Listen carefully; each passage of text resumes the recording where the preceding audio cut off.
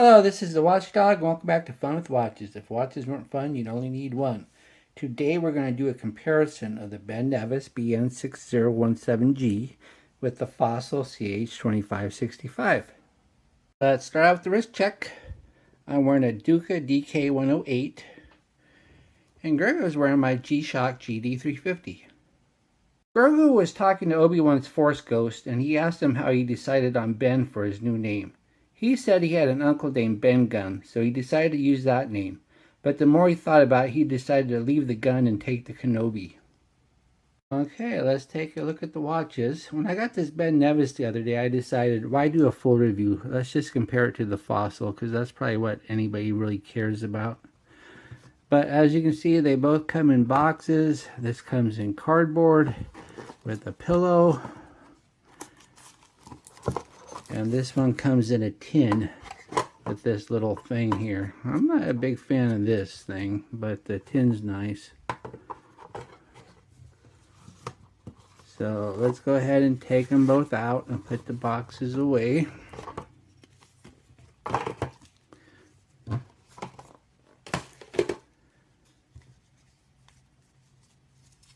And here they are side by side. When I ordered the Ben Nevis, I ordered the Panda dial because it'd be a lot closer to this Fossil. But they were out of them, and so they texted me and asked me if I'd take the black one instead. And so I said sure. And just looking at AliExpress today, looking up some information on this, it looks like the white dial black Panda one is still out of stock. So if you want this one, this is the colorway you're going to have to get. When I look at both of these watches, I think of them as Explorer watches. And no, I don't mean the Rolex Explorer, which has gotten so expensive that nobody can ever picture wearing it in a cave somewhere.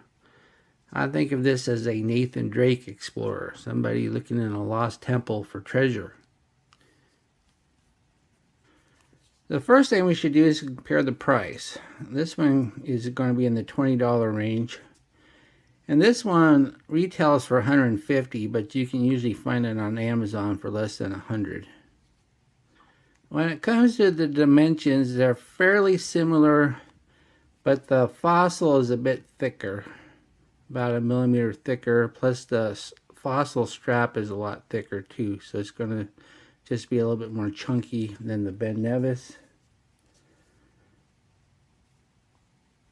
Then when it comes to the cases, this one's chrome plated alloy and this one's solid steel, so this is obviously a better material. And this one is brushed and polished, and once again this is chrome plated. Then they both have these plastic inner bezels. The font seems to be a bit bolder on the Ben Nevis. And then also the Fossil one seems to be out of alignment just a little bit, and the Ben Nevis seems to be more aligned. Then when it comes to the dials, the Fossil has a really nice dial. It's got that little pattern to it, that little lighting effect. And the Ben Nevis is completely flat. But then again, I don't have the Fossil that looks like this. It's kind of harder to compare the dials. Then both have a tachymeter. The tachymeter doesn't seem to slope quite as bit on the Fossil as it does on the Ben Nevis. And it's a little bit harder to see the Ben Nevis tachymeter because of that. Now, yes, I realize that these both are chronographs that use the bottom subdial for the chronograph hand, so a tachymeter is kind of useless. But technically, you could still use a tachymeter that way. You just have to look where it stops on the subdial and then move it to the outer dial to use the tachymeter. So it's still possible, just not as nice. Then if you look at the hands, the Fossil, the hands are much bolder, a lot bigger than the Ben Nevis. Then also the subdial hands on the Fossil are actually loomed. And as you see in the loom test, so they're not loomed very well, but they are loomed, where the Ben Nevis, they're not loomed at all. And then the layout of the subdials are identical. You got the hour of the day on the right, the chronograph second hand on the bottom, and then the chronograph minute counter on the left. And they both have a date window at the 4:30.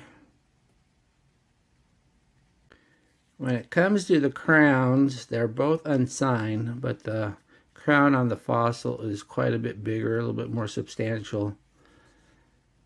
But the subdial pushers, though, on the Fossil, they have these fake screw-down things. These are not screw-down pushers.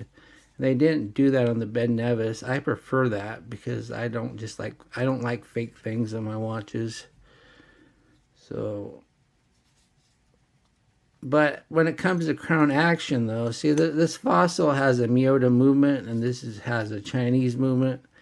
And when you pop the crown to set it, setting the Fossil is easy. You just push it in, nothing jumps. But the Ben Nevis, on the other hand, when you go to set it, push it in, and oh, the minute hand's always moving. It's really hard.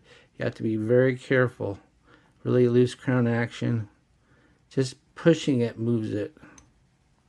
So yeah, it's really a lot harder to set the Ben Nevis. Then crystals, they both just have mineral glass crystals. They're both flat. There's really not much of a difference. You can see through both of them just fine. Then the Fossil has a screw-down case back and 100 meters of water resistance. So you can really picture Nathan Drake being dumped in the water and not ruining his watch.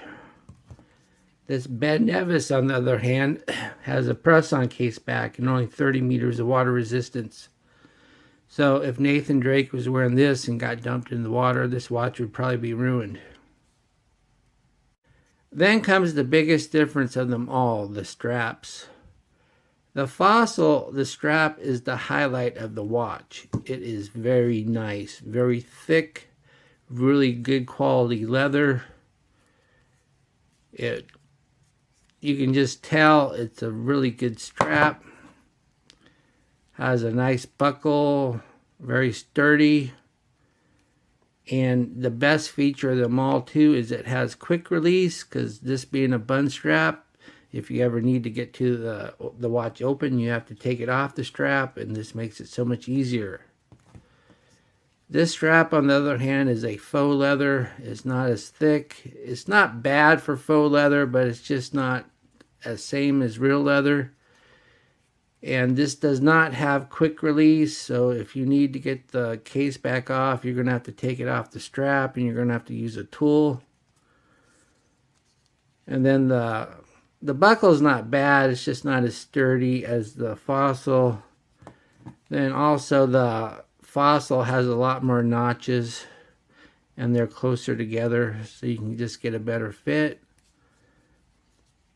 Here's the Ben Nevis on my 7.5-inch wrist. And as you can see, there's only 2 notches left. So you're not going to be able to wear this on the bun strap if you have a huge wrist. Anything bigger than 8, unless maybe you poke another hole in it. Which is too bad, because why would you buy this watch unless you wanted it on the bun strap? The bun strap is just the whole appeal of the watch. And here's the Fossil on my 7.5-inch wrist. This one I have 3 notches left. So this one will fit just a little bit bigger. Here we are in the lume room. One does not expect great lume from a $20 watch, but then again, I don't remember the Fossil being that good anyway, so let's compare them. As we smooth the time, we see that the Ben Nevis's lack of subdial lume is no big deal, as the Fossil subdials fade immediately. But the Fossil hands are just a little bit better, so we have to give this to the Fossil. What does the Ben Nevis do better than the Fossil? Well, for one thing, the second hand actually hits the marks where it misses it on the Fossil. Doesn't have any fake screws on the pushers. Not quite as chunky as the Fossil. And the bezel is more aligned. So other than that, the Fossil is better than the Ben Nevis in every single way. So what are my gripes and groans about the Ben Nevis? What does the Fossil do so much better than the Ben Nevis? Well, first of all, the loose crown action on the Ben Nevis is horrible. Makes setting the watch really difficult. I don't like the fact that there's no quick release. This being a bun strap, you need to take the watch off if you want to get in the back. And only 30 meters of water resistance just is not enough for an Explorer type watch. And when I say Explorer, I don't mean a Rolex Explorer. I mean a Nathan Drake going through a lost temple kind of Explorer. Do I recommend this Ben Nevis after comparing it with the Fossil? Well, that's hard to say. Yes, it's significantly cheaper than the Fossil. And the Fossil does have some flaws. And the Ben Nevis does look nice, but the Fossil is just such a better watch. And the strap is so much nicer. So that all depends on what kind of money you want to spend. Is the Ben Nevis worth $20? Yes. But is the Fossil worth $100? Yes. Once again, I don't hate the Ben Nevis, so I guess I have to recommend it just by the fact that it's not a smoldering piece of crap. I just wish it had some better crown action. Well, thank you for watching my comparison of the Ben Nevis and the Fossil, and I will be back with another review. Be sure and like and subscribe to my channel. Bye.